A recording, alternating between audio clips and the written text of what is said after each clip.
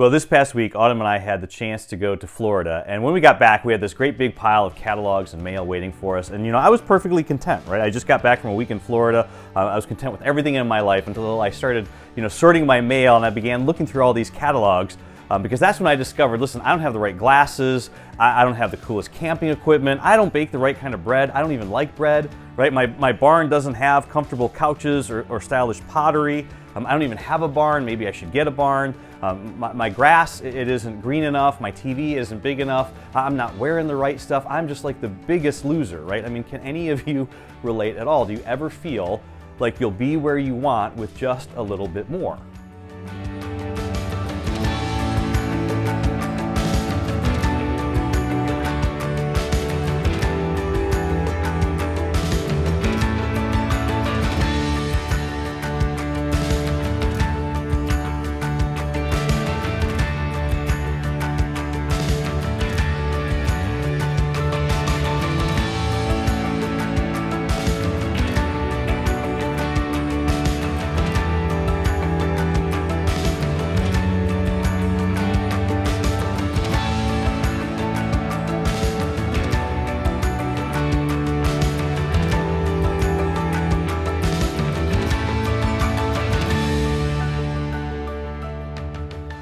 Right? A little bit more money in your paycheck, a little more cushion in your savings or your retirement, a little more square footage in your house, maybe a little more stuff in your home or your closet, right? We're constantly dissatisfied with what we have because we live in a culture that constantly reminds us of what there is. And even probably all of us, even though all of us probably live with the realization that while we have food to eat and clothes to wear and transportation and music to stream and smarter than ever phones and flatter than ever TVs, the truth is for most of us, and we don't like to admit this, right? But most of the time we're just constantly dissatisfied with what we have because we live in a culture that constantly reminds us of what there is. And see, my problem, and maybe this is your problem too, I don't know, but my problem is that just about every single day I see a picture of just about everything I don't have and that I didn't even know I needed until I saw it. And so, and it just so happens that somehow, right, somebody actually knows that I might also like, right, and what I'm looking for is related to these items that I've also seen.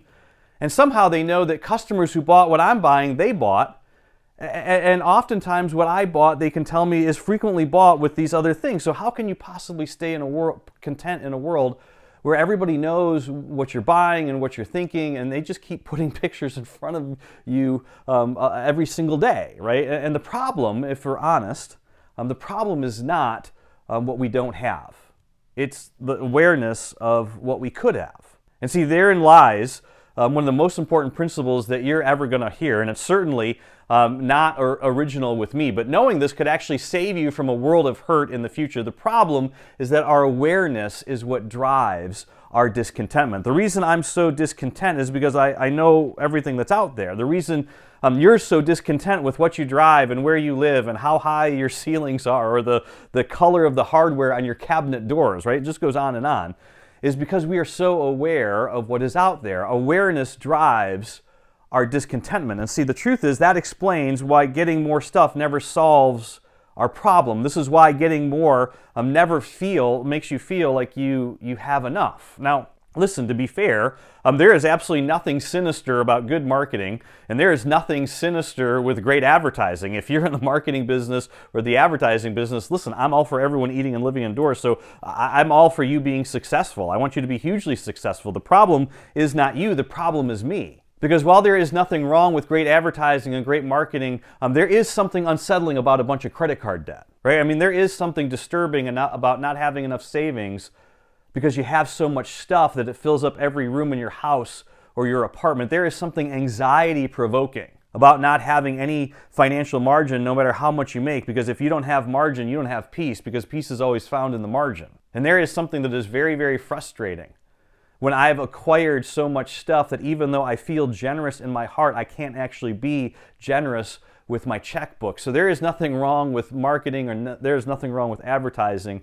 But there is something wrong when the focus of my life is consumption, because human desire is infinite, right? All of us were actually made by God and we were all made for God. And so nothing less than full connection with the infinite God of the universe himself. Nothing less than that. will ever satisfy our sense of desire. And so when I and when you, when we move our desire, or another word for desire is love, when we move our love off of God, the Creator, and onto the creation, onto things, even if they're good, whether it's money or stuff or work or status, fame, romance, family, marriage, travel, right? You name it. None of it can actually bear up under the weight or the pressure of human desire. And as a result, many of us live with a chronic sense of discontentment or dissatisfaction, or as one very famous British poet once lamented, right? I can't get no satisfaction.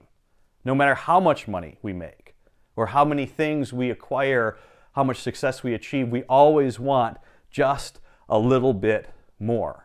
And so consequently, listen, if our strategy, right, no matter how much we achieve, if our strategy is to simply go out and make a lot of money so that we can buy all the things that we want, that strategy is a strategy that is destined to fail. Research by Robert C. Roberts, who's the distinguished professor of ethics and philosophy at Baylor University, he noted in his research that upward mobility, it often ends not in satisfaction and peace, but in exhaustion, disappointment, and emptiness. Because, and you know this, right? Often we discover that just as we find ourselves about to cross the finish line to satisfaction, suddenly the goalpost moves. Now, listen, not all discontentment is bad, right? The truth is there is actually, in fact, some good discontentment. If you have a bad habit and you're sick and tired of that habit running and ruining your life, and so you decide, okay, listen, I'm done with this, right? I'm tired of this. I'm so discontent with where I am because of what I'm doing, the money I'm spending on this, what it's doing to my health. The truth is that's actually good discontentment. And good discontentment has led to some powerful things, some great things, solutions for some of our biggest problems, right? Hunger, poverty, injustice, inequality. I mean, countless diseases have been cured because people were so discontent with what was happening in our world or a part of our world, and so they thought to themselves, things just can't just continue to be this way, right? They were so dissatisfied and discontent with the status quo. They thought to themselves, I can't let this be because this is not all right with me. Good discontentment is a holy rejection of what is, and the idea that something needs to change to help people. But interestingly enough, and please don't miss this, the people who change the world and the people who make the world a better place, they are not controlled by the same discontentment that controls most people. The people whose discontentment drives them to do great things, to make sacrifices, to invest their lives, their talents, their energy into things that really are never going to benefit them in the long run. These are the people that somehow are free of the kind of discontentment that plagues most of us. And see, therein lies the secret of taming this beast. You tame discontentment not by deciding, I'm not going to be discontent. That never works. It's not by deciding, okay, from now on, I'm simply going to be content with what I have. No, you actually have to replace that discontentment with something. And when you do, you will discover life. Now, throughout this series, we have been looking at a number of habits that quite literally have the power to change your life and to make your life not just a little better, but remarkably better. And the habit or the practice of simplicity is what tames discontentment in us, and it frees us from the slavery to the desire for more. And while there are similar ideas to simplicity all throughout history, even from all over the world, from Greek philosophy to Buddhism to the more recent movement of sparking joy through minimalism, right? The habit or the practice of simplicity, as practiced by Jesus, is unique in that, according to Jesus, the practice of simplicity is not just about curbing consumption for consumption's sake. Instead, for the follower of Jesus, simplicity is all about freeing our souls from the modern mania of life in order to increase our peace and to increase our joy in living with Jesus in His kingdom, and to allow us to see material things for what they are, goods to enhance life and not oppress it. Now, 1 Timothy chapter 6 is the definitive scripture in learning what it means to make the practice of simplicity a part of our lives as followers of Jesus, meaning living as Jesus lived and doing what Jesus did. And beginning in verse 6, in kind of rapid-fire succession, the Apostle Paul gives us 6 statements that are so packed and so rich about the reality of money and stuff. I'm just going to give you the first one right now. The Apostle Paul tells us this. He says, "Godliness with contentment is great gain. And this word godliness, right, this shouldn't scare us off because godliness, it simply means God-likeness. The New Testament teaches, all the New Testament authors explain, the way that you can actually be most like God is by putting other people ahead of yourself. That God-likeness is being more loving. Why? Because God is love. And so if God is love, the more loving you are, the more you put other people first, the more you let other people go first, the more you put yourself second, the more like God you are. That's the gospel, right? For God so loved the world, because God is love, that He gave.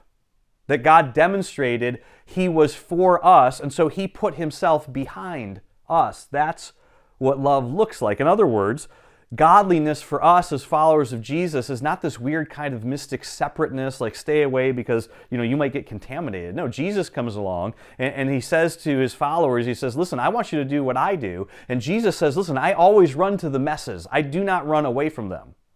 I'm going to touch the untouchable people, but I'm not going to get their disease. Instead, they're going to be healed. Everything got reversed with Jesus. So godliness is not about staying away from something. Godliness is about engaging with other people in a way that helps other people. Paul says, if you want to have great gain, right? If you want to gain a lot, you want to learn to be like God, you need to learn to put other people first, right? And then he says at the very end of this section of Scripture, in this way, you will lay up treasure for yourself as a firm foundation for the coming age so that you may take hold of the life that is truly life. At the heart of the practice of simplicity is doing the hard work of wrestling discontentment to the ground. And if you do, if you will refocus your awareness, if you will allow yourself to be bothered by the things that really need your undivided attention, not just where you live and what you drive and what you wear and all these things. Paul says, if you'll do this, I'm telling you at the end, you will take hold of life that is truly life. You will take hold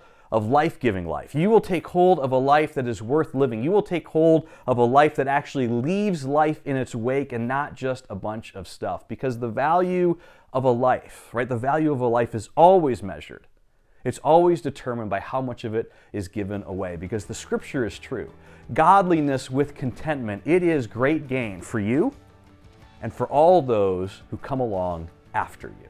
Now listen, if you've enjoyed this series, if you've enjoyed this video, don't forget to like and subscribe and stay tuned for the next video.